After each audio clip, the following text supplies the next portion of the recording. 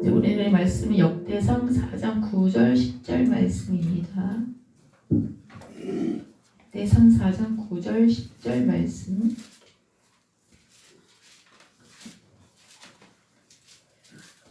우리 다 찾으셨으면 우리 같이 합독하시겠습니다. 시작.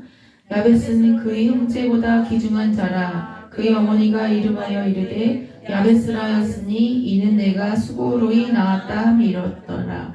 야베스가 이스라엘 하나님께 아뢰어 이르되 주께서 내게 복을 주시려거든 나의 지역을 넓히시고 주의 손으로 나를 도우사 나로 환난을 벗어나 내게 근심이 없게 하옵소서 하였더니 하나님이 그가 구하는 것을 허락하셨더라. 네, 잡아주시는 은혜로 박태재 목사님 말씀 전해주시겠습니다. 할렐루야. 은혜의 시간 되실 줄로 믿습니다. 할렐루야. 자, 잡아주시는 은혜 따라 합시다. 잡아주시는 은혜. 네, 할렐루야. 감사합니다. 만약 여러분들이 힘들 때 누군가 여러분 손을 잡아주면은 굉장히 수월할 거예요. 우리가 막 힘이 있으면은 막 젊은 사람 같으면은 손 잡아주면은 에이 그만둬요 뿌리치는데 아주 우리가 힘들고 나이 들고 이 연약할 때 이 손을 딱 잡아줘 보세요. 여러분 병원에 입원했을 때 그런 경험 없어요? 손을 딱 잡아주면은 얼마나 이게 든든하고 의지가 되는지 몰라요. 오늘 우리가 읽은 이 사람은 야베스라는 사람인데 우리가 이 역대상 1장부터 9장까지를 보면은 누구 계속해서 이름만 나와. 이름만 계속해서 이름만 나오는데 딱 여기에서 어떤 사람에 대해서 설명이 나오는데 그가 누굽니까? 누구예요? 야베스. 그렇죠. 야베스.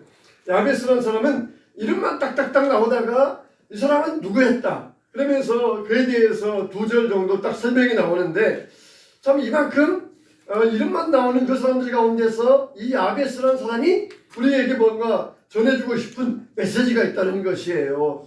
이 사람이 어떤 인생을 살았는가 딱 2절로 요약됐는데 그 절 가운데서 우리에게 전해주고 싶은 그런 메시지가 확실히 있다는 것을 이제 여기에서 보여주고 있어요. 그러면은 참 야베스는 어떤 은혜를 입었는가 그랬을 때 야베스는 형제보다 존귀한 자라 그렇게 이야기를 했어요. 그러니까 일단 기본적으로 야베스에게는 여러 명의 형제가 있었다는 것입니다.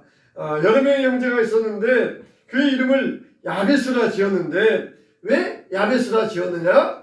엄마가 자기 아들 이름을 야베스로 지어주었다는 것이에요. 근데 야베스의 뜻이 뭡니까? 고통이라는 뜻이에요. 고통, 슬픔. 여러분들 만일 여러분 어머니가 여러분 아버지가 여러분 이름을 김고통, 김슬픔 그렇게 이름을 지어주면은 어떤 기분이겠어요? 야, 놀릴 거 아니에요. 친구들이 야, 넌 뭘 힘들어가지고 왜 고통이냐 슬픔이냐 그러면서 놀릴 거 아니에요. 그런데 참 아버니가 이렇게 아들의 이름을 지어주었을 때에 오죽했으면 그렇겠느냐. 학자들이 왜 어머니가 아들에게 이런 이름을 지어주었을까? 이제 4가지 견해가 있어요. 첫째는 뭐냐? 엄마가 이 아이를 낳으면서 굉장히 산통이 심했을 거라. 이 아이를 잉태해서 낳았는데 굉장히 그 산통이 심해가지고 이 아이의 이름을 고통이라 지어주었다. 그렇게 이야기하는 학자가 있고 또 2번째는 이 어머니가 굉장히 시대정신, 역사의식이 뛰어나가지고 정말 앞으로 너희들이 살아갈 시대는 굉장히 고통스러운 시대가 될 것이다. 요즘같이 MZ세대들 같이 모든 면에 있어서 앞으로 살아갈 시대는 부모보다 더 가난한 시대가 될 것이다. 이게 최초라, 역사적으로 최초라 그러잖아요. 다 자손들은 부모보다 그래도 뭔가 조금씩은 더 잘 살았어요. 근데 MZ세대 가면은 부모보다 더 가난한 시대, 이게 역사적으로 최초의 시대라는 것이에요. 그런 것처럼 이 어머니가 역사의식과 시대정신을 가지고 정말 이 시대는 앞으로 고통스러운 시대가 될 것이다. 그래서 자기 아들의 이름을 애언적인 의미에서 고통이라 지어주었다. 그렇게 말하는 학자도 있어요. 또 3번째로는 이 야베스가 몸에 신체적인 장애를 가지고 태어났을 것이다. 그래서 너는 참 쉽지 않은 인생을 살겠구나. 그래서 이 아들의 이름을 고통이라 지어주었다. 그런 의미가 있고 4번째, 제가 지지하는 견해인데 4번째는 뭐냐? 이 어머니가 이 아이를 임신했을 때에 굉장히 정신적인 고통이 있었어요. 그래서 그게 이제 여러 가지 육체적인 고통으로 이어졌는데 그게 뭐냐? 아마 이 아베스는 어머니가 이 아베스를 임신했을 때 남편을 잃었을 것이다. 그렇게 이제 생각하는 견해입니다. 그러니까 남편이 없는데 혼자 아들을 임신해가지고 나오려니까 얼마나 정신적으로 스트레스와 정신적인 고통이 심했겠습니까? 거기다가 낳을 때에도 얼마나 좀 이 아이를 힘들게 낳았겠습니까? 다 형들이 있는데 형들은 다 아버지가 있어요. 그런 상태에서 아들을 낳았는데 이 막내 아들 야베스는 아버지가 없는 상태에서 아들을 낳다 보니까 어머니가 굉장히 정신적으로 힘들고 어려웠을 것이다. 그래서 이 아들의 이름을 야베스라 지어주었을 것이다. 그게 왜 그러냐 그러면은 보통 아들을 낳으면은 딸을 낳으면은 이름을 아버지가 보통 지어줘요? 어머니가 지어줘요? 보통은 다 아버지가 많이 지어주잖아요. 근데 이 야베스는 아버지가 안 나와요. 어머니가 야베스라 하였더라. 그런 걸 보면은 아마 거의 90% 이상 아버지가 없었을 것이다.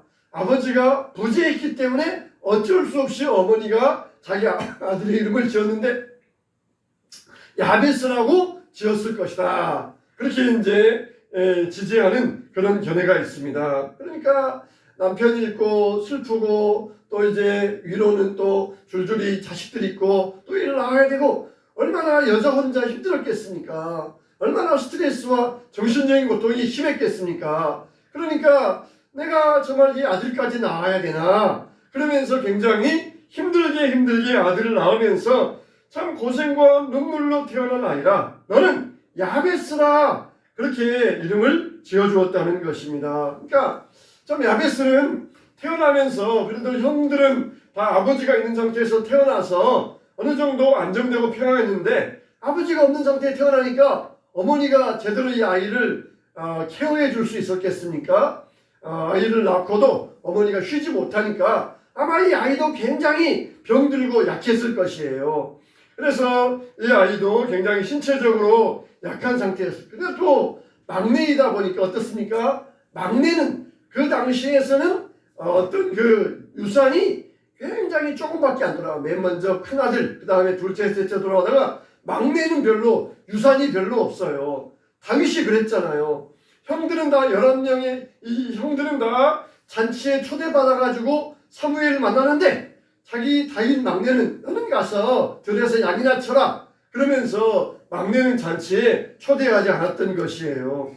자, 이러고 보니까 야베스는 참 생활이 시작하면서부터 고통과 눈물 속에서 시작했던 것입니다. 그런데 이 흑수로 태어난 야베스에게 반전이 일어나요.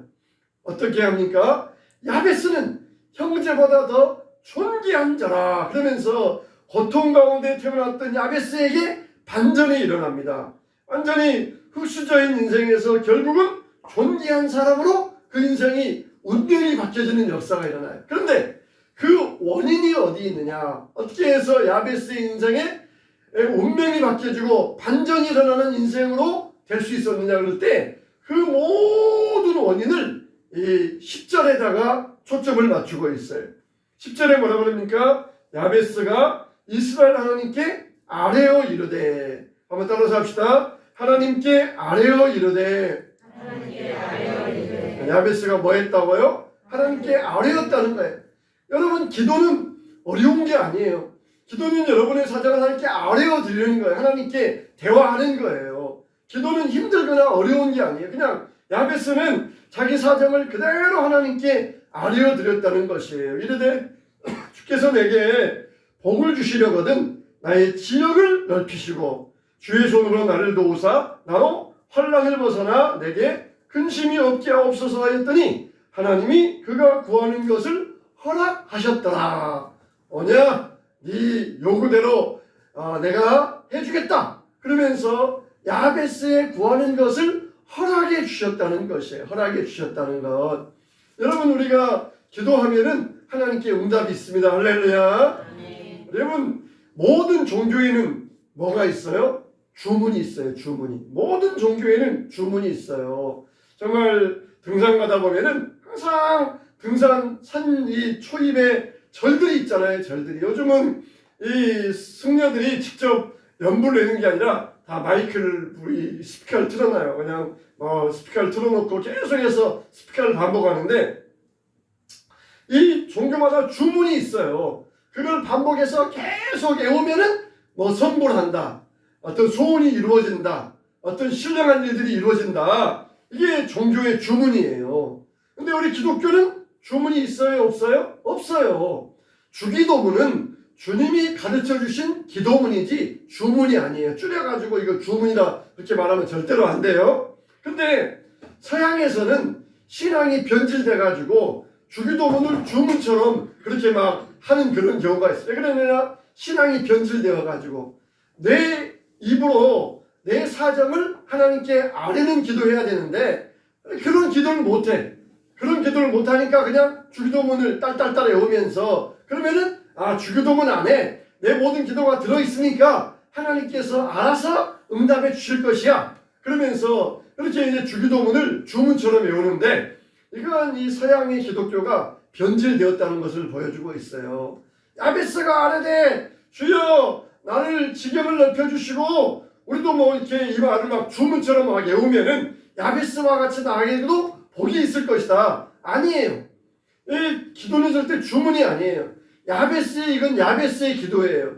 이것은 나의 기도로 삼아야 됩니다. 나의 기도로 이걸 바꾸어야 되고 내 이걸 통하여서 내가 하나님께 드려야 될 내 환경과 내 자신의 기도가 있어야 돼요. 자, 여러분 이 기독교는 절대로 주문의 종교가 아니에요. 주문의 종교가 아니에요. 이 정해진 그 문장만 계속해서 외우면은 소원이 이루어지고 뭐가 되고 그런 주문의 종교가 아니에요. 그러니까 우리가 야베스의 기도를 대할 때도 거기에서 정확한 의미를 캐치해내야지 의미는 캐치해내지 못하고 그냥 주문처럼 외운다고 해서 이게 우리에게 이루어지는 것이 아니다. 여러분들이 분명히 명심해야 될 것입니다. 자, 그러면은 야베스는 하나님께 은혜를 입었는데 어떤 은혜를 입었느냐? 첫째로 하나님께 어려울 때 하나님을 찾는 은혜를 입었다는 것이에요. 어떨 때? 어려울 때 하나님을 찾는 은혜를 야베스가 입었다는 것이에요. 자, 10절에 보니까 야베스가 이스라엘 하나님께 아뢰되 어떻게 했어요? 야베스가 하나님을 찾아갔다는 것입니다. 어떨 때? 힘이 들 때. 여러분이 힘이 들 때 누군가 찾아갈 사람이 있다는 것 그게 얼마나 행복인지 몰라요. 힘든데 누구 좀 만나서 위로 좀 받을까? 누구를 찾아갈까 했더니 아무도 없다. 이건 정말 불행한 일이에요. 근데 야베스는 인간적으로 찾아갈 사람이 없었어요. 어머니를 찾아가려니까 어머니는 자기보다 더 힘들어. 내 사정을 어머니께 맡겨주면은 어머니는 더 힘든데 내 사정까지 맡아야 되니까 어머니 못 가. 형들을 가야 되는데 형들은 그냥 자기들 일속 챙기기에 바빠. 그냥 자기 앞길 챙기기에 바빠. 그러니까 형들 못 찾아가. 아버지에게 가야 되는데 아버지가 없어. 그러니까 아버지에 못 찾아가요. 그래서 야베스는 누굴 찾아갑니까? 아무도 못 찾아가니까 누굴 찾아가요? 하나님. 하나님밖에 야베스는 찾아갈 사람이 없었던 것이에요. 인간적으로 볼 때에는 내가 누군가를 찾아가서 하소연하고 울분을 토하고 그럴 사람이 없다. 인간적으로 볼 때는 참 불행한 일이었지만 그러나 그 불행을 야베스는 축복으로 바꿀 수 있었어요. 인간이 없으니까 누구 어때요? 하나님을 찾아갔던 것입니다. 우리 부흥의 제목이 행복과 축복이잖아요. 우리는 행복이 아니라 축복이라는 거예요. 축복. 우리가 행복하기 위해서 섬기는 것이 아니라 우리는 복받는 존재로서 살아가야 된다는 것이에요. 야베스는 인간적으로 불행한 사람이었어요. 그러나 그 불행을 어떻게 해요? 축복으로 바꿨던 사람이에요. 찾아갈 사람이 없으니까 찾아가면서 그냥 털어놓으면 속은 시원하지만 아무것도 변한 게 없어요. 그냥 상황은 그대로고 환경은 그대로고 자기의 모든 삶은 변한 게 없어요. 근데 불행한 상태에서 하나님을 찾아갔더니 하나님께서 야베스의 기도를 들어주시고 그리고 그가 원하는 것을 허락하셨더라. 이 야베스의 불행을 하나님께서는 축복으로 바꿔주셨던 것이에요. 여러분들에게도 이런 도와줄 사람이 없는 그런 사람이 있습니까? 그런 경우가 있습니까? 친구들에게도 하소연할 수 없고 누구도 찾아갈 수 없고 그거는 여러분 우리 인간적으로는 불행일런지 모르지만은 그게 우리에게는 하나님 앞에서 축복의 시작이 되는 줄로 믿으시기 바랍니다. 정말 우리가 도와줄 사람이 없는 것은 슬픈 일이에요. 그렇지만은 그것 때문에 하나님을 찾아갔다. 이게 얼마나 축복된 일입니까? 여러분 우리는 정말 넘어져도 잘 넘어져야 돼요.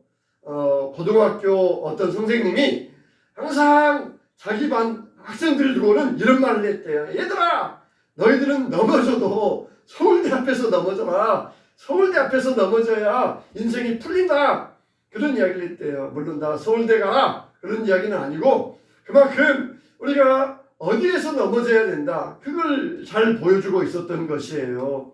이번에 태국에 여행 갔던 사람이 있어요. 태국 가면 이렇게 보트 타는 그런 시간이 있거든요. 근데 이제 보트를 타면서 몇몇이 이렇게 강에서 보트를 타고 있었는데 갑자기 다른 배가 쫙 지나가면서 물보라를 일으켜가지고 이 배가 막 휘청휘청 거린 거예요. 다른 배가 보트가 막 세게 지나가니까 이 배가 그냥 휘청휘청 거리다가 그만 뱃속에 막 물이 들어오기 시작했어요.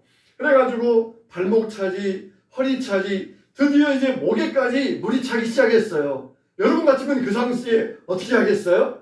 빨리 빠져나와야 되잖아요. 근데 사람이 당황스러우면 아무 생각이 안 나요. 빨리 여기에서 나가야 되겠다. 정신줄 놓아버리니까 나가야 되겠다. 그런 생각이 안 나요. 그래가지고 다 그냥 정신없이 멍하게 앉아있어요. 선장조차도 그런 경우를 처음 당했는지 어떻게 해야 될지 몰라가지고 막 당황해하고 있었어요. 근데 갑자기 한 사람이 여러분 빨리 배에서 내리세요. 그렇게 소리를 질렀어요. 그 말 두 사람들이 갑자기 정신이 번쩍 듭니다. 이러다 죽겠구나. 우리가 내려야 되겠구나. 그러면서 내려가지고 그리고 옆에 있던 벽을 기어잡고 무사히 빠져나왔어요. 이게 미담이었는데 나중에 알고 보니까 이 소리를 지른 사람이 누구였느냐? 제주도 해양경찰대원이었대요. 이 사람은 바다와 물에 대해서 잘 아는 사람이에요. 이 사람은 잘 아니까 정신줄 놓고 있는 사람에게 소리 질러가지고 정신 차리게 만들었어요. 빨리 여기서 빠져나가세요. 위험합니다. 빨리 옆에 있는 벽 잡고 기어 올라서 빨리 안전한 곳으로 피하세요. 이 한마디가 이 사람들을 살렸던 것이에요. 목에까지 물이 들어오면은 빨리 피해야 되는데 정신이 그냥 당황스럽고 해가지고는 어쩔 줄 모르니까 그 상태에서 다 부상당하든지 생명을 잃든지 그래야 되는데 이 한마디 때문에 정신 차려가지고 나왔다는 것이에요. 자 여러분 그 물에 빠졌는데 다행히 해양경찰이 있는 데서 물에 빠졌다. 얼마나 참 다행스러운 일이에요. 우리가 그런 경우에 우리가 넘어져도 어디에 넘어져요?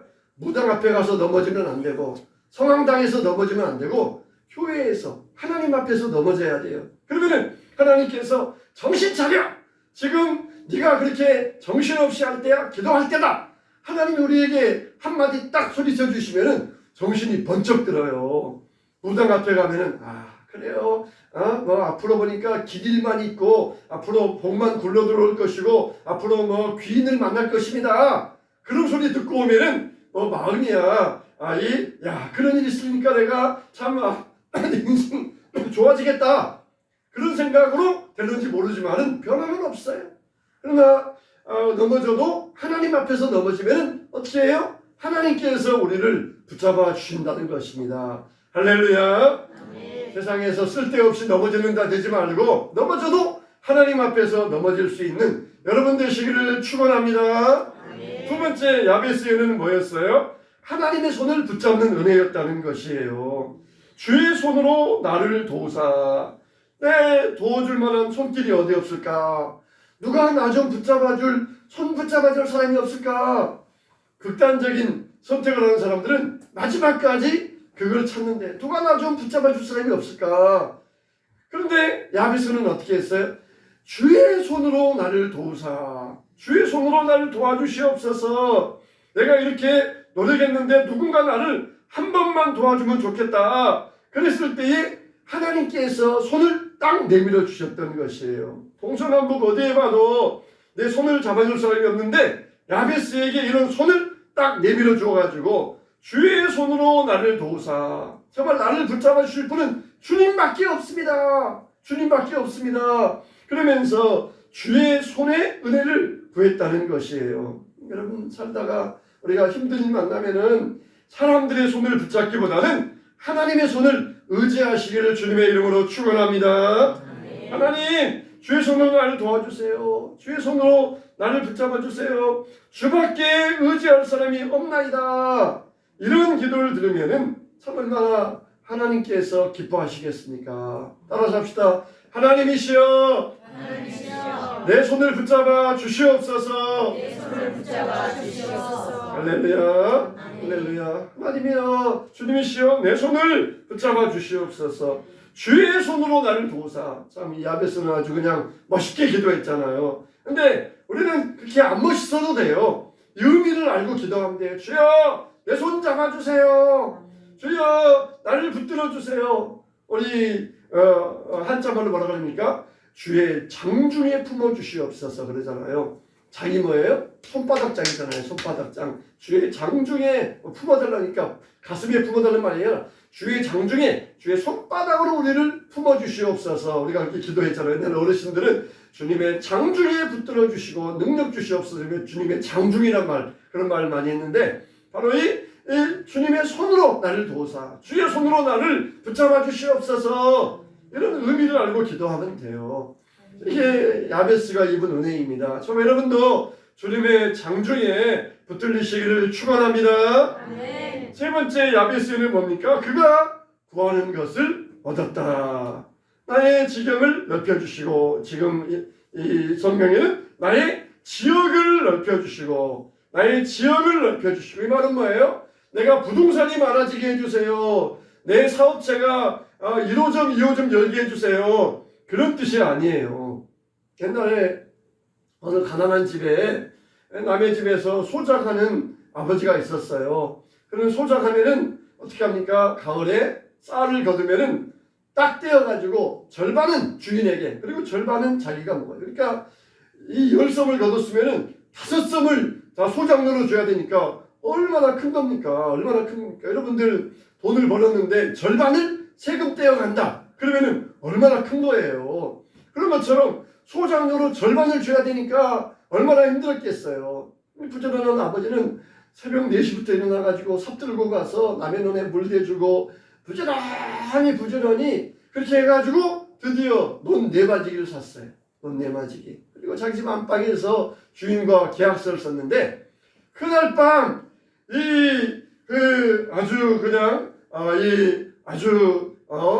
남자, 경상도 남자, 이런 남자가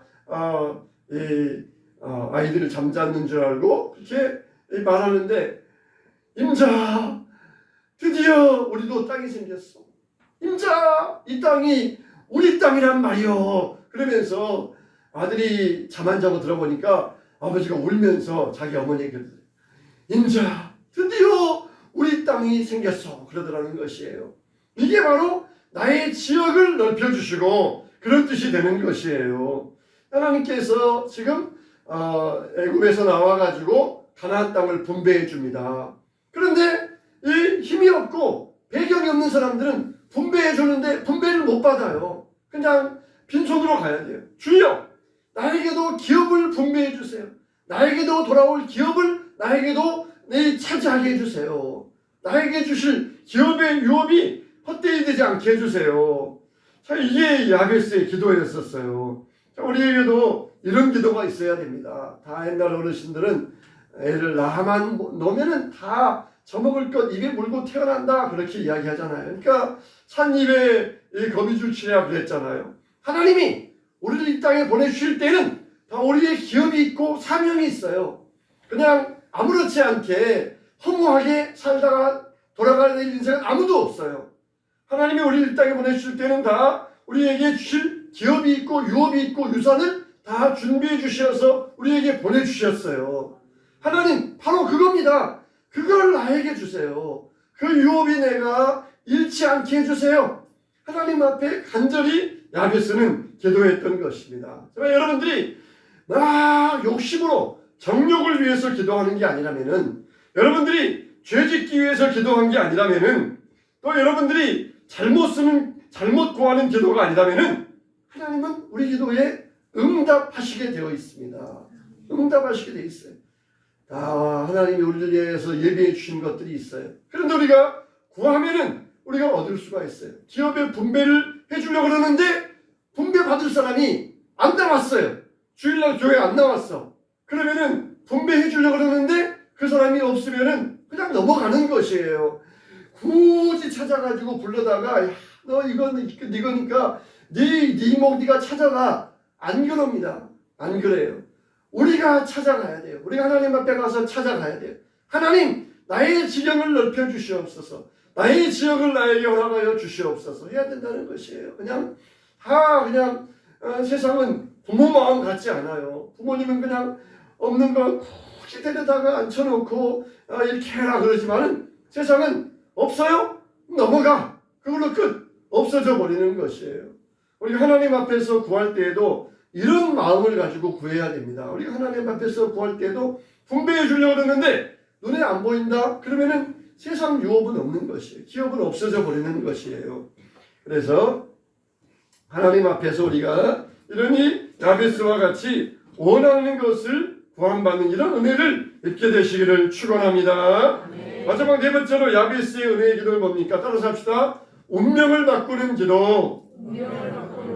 할렐루야. 운명을 바꾸는 기도예요. 뭐라 그랬어요? 환난에서 나를 벗어나 근심이 없게 하옵소서. 운명이에요. 이름도 고통, 슬픔. 그러니까 이 야베스의 운명은 고통 가운데 태어나서 고통 가운데 살다가 고통 가운데 죽는 게 야베스의 운명이에요. 근데 나로 환난에서 벗어나 이 운명의 줄을 나로 끊어버리게 하시고 근심이 없게 하옵소서. 이게 야베스가 드린 기도였고 야베스가 입은 은혜였던 것입니다. 여러분 정말 우리가 열심히 기도해서 응답을 받았는데 오히려 그것 때문에 고통이 되는 경우가 있어요. 그러나 하나님께서는 어떤 고통도 우리를 바꿔주신다는 것입니다. 야베스의 어머니가 이 아이를 임신했을 때 또 아들 그러면서 얼마나 참 기분이 좋았겠어요. 근데 그 아이가 자기 인생에 고통이 될 줄 누가 알았겠습니까? 이 야베스는 태어나자마자 고통 가운데 태어났지만 하나님 앞에 간구하면서 나로 환난에서 벗어나 근심이 없게 하옵소서. 이게 뭐예요? 나로 그냥 마음 좀 편하게 해주세요. 그게 아니라 내 운명의 줄을 끊게 해주세요. 이 고통과 환난의 줄을 끊어버리고 운명을 넘는 믿음의 사람 되게 해주세요. 이렇게 기도했던 것이에요. 우리에게는 이런 운명을 넘는 기도가 있어야 됩니다. 어디에서나 이게 기도에서 나온다는 거예요. 여러분 절대로 기도를 작게 보거나 기도를 얕잡아 보지 마세요. 기도가 뭐 별거이겠느냐 그러면서 기도를 얕잡아 보시는 사람, 그 사람은 정말 하나님께 얕잡혀 보일 것입니다. 기도는 정말 능력이 있어요. 이런 유가 기도 외에는 나갈 수 없느니라 그랬어요. 그게 뭡니까? 하나님의 능력이 나가는 통로가 뭐다? 기도라는 거예요. 이런 하나님의 능력, 이게 기도가 하나님의 통로라는 것이에요. 그래서 사랑하는 성도 여러분, 우리 학생 청년 여러분, 우리 야베스와 같이 입은 은혜, 주여 내 손 잡아 주시옵소서. 그 구하는 것을 듣는 은혜, 운명을 바꾸는 그런 기도의 은혜, 원하는 것을 응답받는 그런 은혜, 이게 하나님만 잊지 않고 하나님께 나아가서 구할 수 있는 이런 은혜, 이런 은혜가 여러분에게 것이 되었으면 좋겠습니다. 여러분의 것이, 이런 은혜가 여러분의 것이 되시길 바랍니다. 정말 우리에게 주신 이 은혜를 통하여서 하나님 앞에 구하는 것을 응답받았더라. 이런 구하는 기도의 응답이 저와 여러분의 은혜의 주인공들, 응답의 주인공들이 다 되시기를 주님의 이름으로 축원합니다.